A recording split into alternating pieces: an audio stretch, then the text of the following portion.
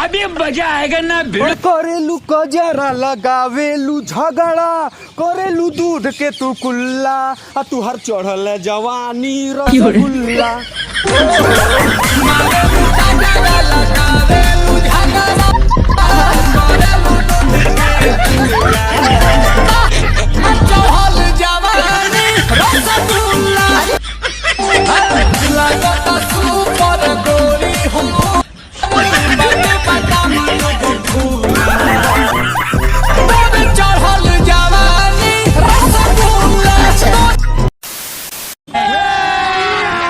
अभी मजा आएगा ना भिड़ो। शक्तिमान शक्तिमान शक्तिमान हे शक्तिमान मुझे उठा ले।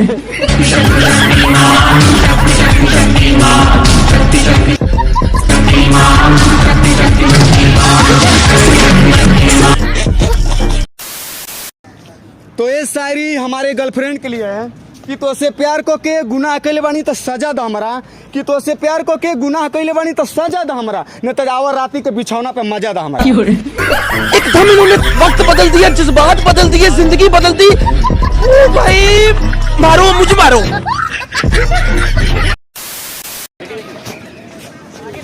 मेरा दिल ये पुकारे आजा तनी आजा मेरे गम के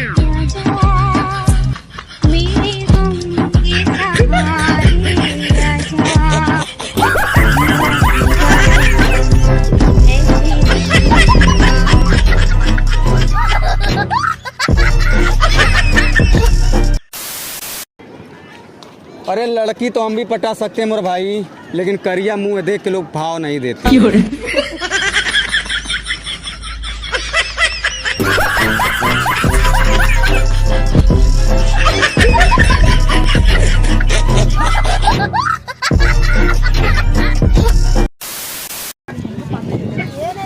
दोस्तों दिल दरिया है और मेरी गर्लफ्रेंड करिया है।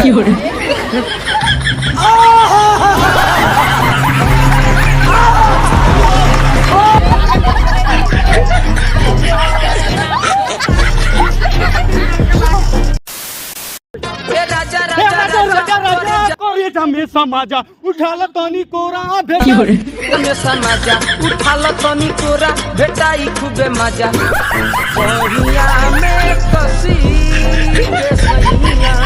क्या मारे लो बच्चा